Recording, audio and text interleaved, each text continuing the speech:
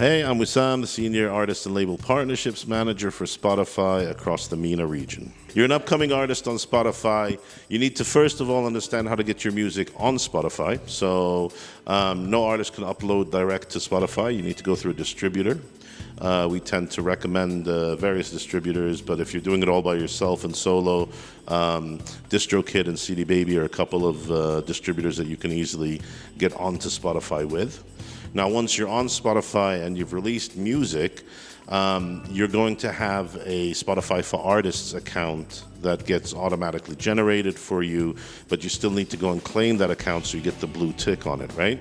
And so the way you do that is to go to Spotify for Artists and claim the account. You look up your name, you claim the account, it'll ask you a few questions, pretty straightforward. Once you have a Spotify for Artists account, this is basically your dashboard for understanding how your music is consumed, where it's consumed, and a lot of great free data points which help you understand how to best market your music, right? One of the most important things on there is actually the pitching tool. That's found in the section of upcoming unreleased tracks. You click on that, you'll get a pitching tool where you can see the track that's not yet been released, and you can pitch it directly to editors who will then listen to your track and know if and how they can place it on playlists. So getting on playlists is one of the most important things for any artist generally, because this is really how hits are made. Once your song is on a playlist, you're going to have listeners come and check it out because they're coming and using this playlist, right?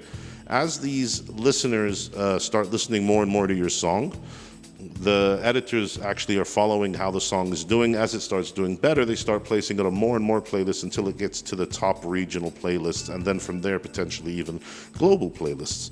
So we have a number of cool programs as well that support new artists. One of them is Radar, which is specifically for emerging artists, and it helps shine a light on their musical works.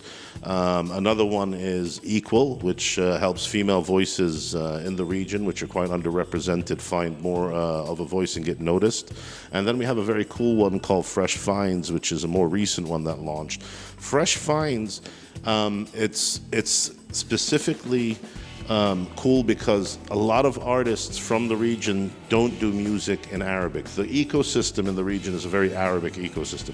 But we can actually now, through Fresh Finds, look at artists that are singing in languages other than Arabic. So if you're in North Africa, English. For Egypt specifically, if you're singing in English, or for North Africa, French artists, artists singing in French. In Egypt, if you're an artist that's singing in English, you can actually get on the local Fresh Finds playlist, which then helps sort of position you for listeners outside of the Arab world to check your music out. And we've seen a lot of cool success stories with this already in the region, such as Hajjaj from Saudi Arabia, who got placed on Fresh Finds. So through all these different programs and through the different playlist ecosystems, and using Spotify for Artists as well to help navigate and understand how your music's consumed, artists really have a good position and a good way to get their music heard by so many people around the world, from their local market to international markets to the diaspora, and even to break that language barrier and take Arabic music global, which we're really excited about helping to do this. At Spotify, one of our main mission statement is at Spotify to give 1 million artists the ability to live off of their music. So that's just from Spotify, right? And to give access to billions of fans to experience that music as well.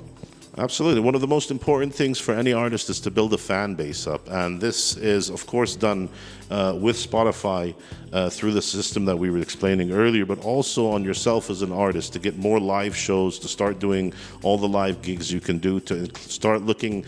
When you're looking at Spotify for Artists, it'll show you where your music's working and where it's not. For example, if you have a song that's doing super well in Cairo but not in Alexandria, you can obviously put some of your budget behind promoting that song further in another city, so forth and so on. You could also look at how you have fans in other countries and other cities, and understand that you can actually probably do a live show there. If you have a bunch of fans out in Casablanca that you didn't know about, you can probably get in touch with a promoter there, and you can show them the data from your Spotify for Artists and show them that, well, you have a lot of fans there, so therefore it might be good to get a show out there.